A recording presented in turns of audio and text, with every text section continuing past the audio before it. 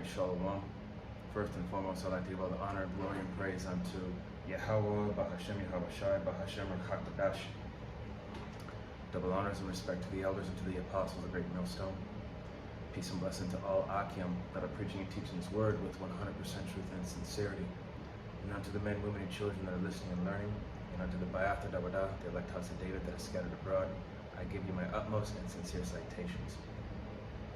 Okay, this is going to be part 2 on the lesson I did prior, which was the so-called Nephilim are the sons of God, Israelites, so it's going to be a part 2. I know that in the previous lesson I did kind of veer off with certain scriptures, instead of staying on point. But this is going to,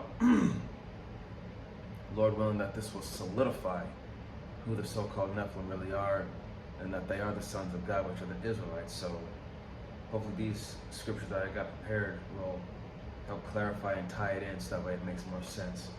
So I'm going to just reiterate a little bit in the book of Genesis. It's going to be chapter 6. Going back how we started. So Genesis chapter 6, verse 1. And it says, "And it came to pass, when men began to multiply on the face of the earth, and daughters were born unto them."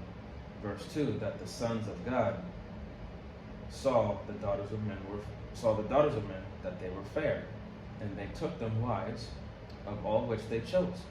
Verse 3, and Yahweh said, My spirit shall not always strive with man, for that he also is flesh, yet his days shall be 120 years.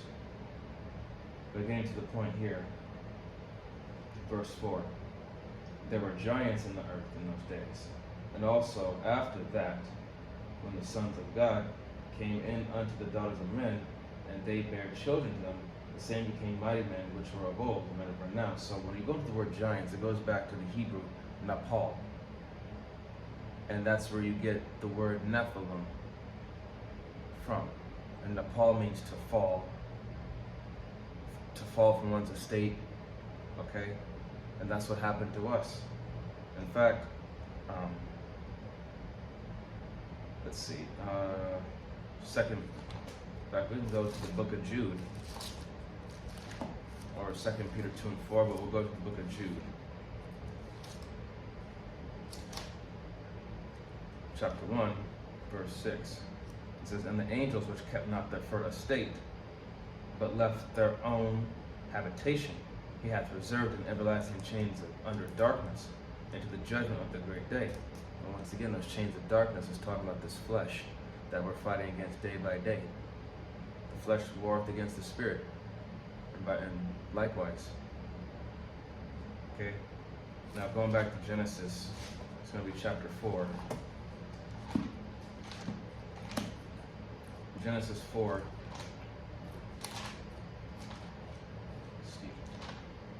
Genesis 4 and 25. And it says, "And Adam knew his wife again, and she bare a son, and called his name Seth." And the name Seth means constellation. Constellation. And it says, "And to him, and to Seth," or it says, "For the Most High said, She hath appointed me another seed instead of Abel, whom Cain slew." 26, "And to Seth, to him also was born a son, and he called his name Enos." And the name Enos means man or mankind. Then began men to call upon the name of Yahweh. So there was a righteous seed line right there that was through Seth, the son of Adam. And to go further into that, this is the generation. This is Genesis.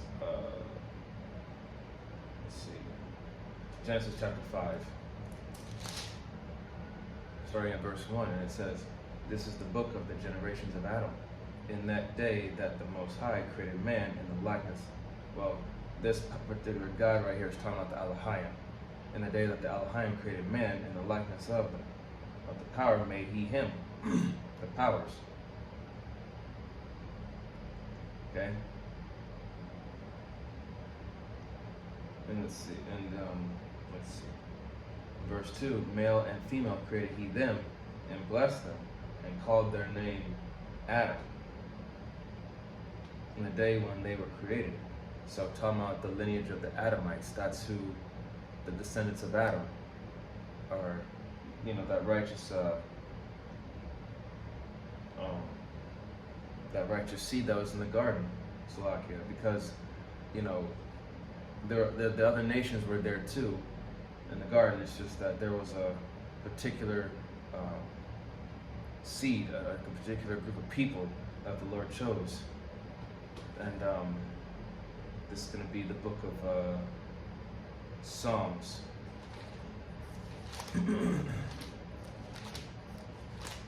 Psalms 82. Let me get there real quick. Psalms 82.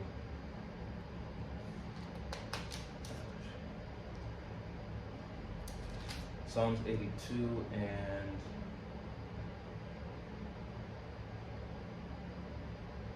yes, Psalms 82 and 2. It says, how long will ye judge unjustly and accept the person with the wicked? Verse 3, defend the potency.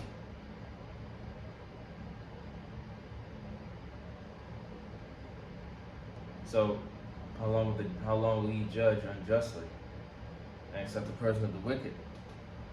Talking about us, the Israelites, because we went off, and even into this day we're still off, accepting the ways of the wicked.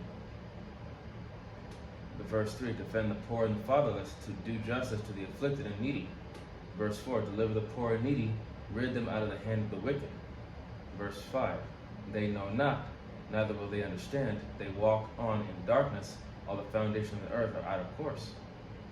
So yeah, because the Israelites, we are the light of the world. Okay, we're supposed to be leaders in righteousness. We're supposed to set that example of what life really means. And because of the wicked, look, as it says in Job, the earth is given into the hands of the wicked. He covered the face of the judge thereof. If not, who and where is he? And not only that, but when the righteous are in authority, the people rejoice because everything's in order. But when the wicked bears with, the people mourn.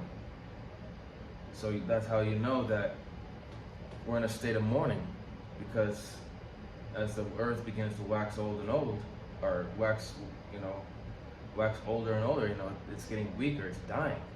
Because of who? Look who's in rulership. But not to get off topic there, but let's see. Psalms 82 and 6.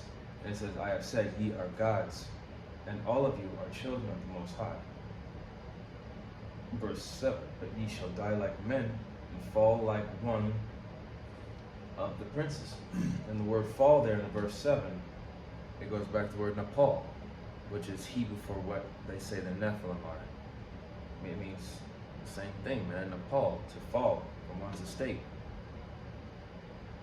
And we shall die like men. So we're basically in this mortal, temporary flesh. We die like the rest of these other people. See, Israel was supposed to be eternal, immortal. But like I said, we went off, and that's when we lost that first estate. This is going to be 2nd Esdras. 2nd Esdras chapter 3.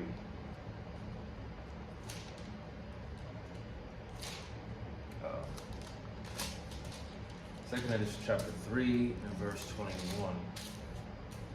And it says, for the first Adam bearing a wicked heart transgressed, and was overcome, and so be all they that are born of him. So, talking about his descendants. And we all know that Adam is Yahushua, if we can receive it. In fact,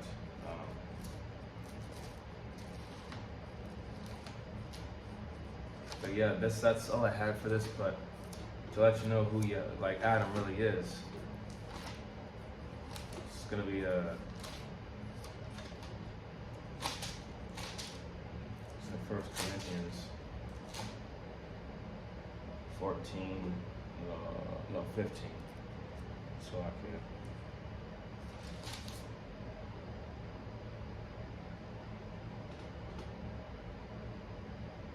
can. Okay, so 1 Corinthians chapter 15, verse 45.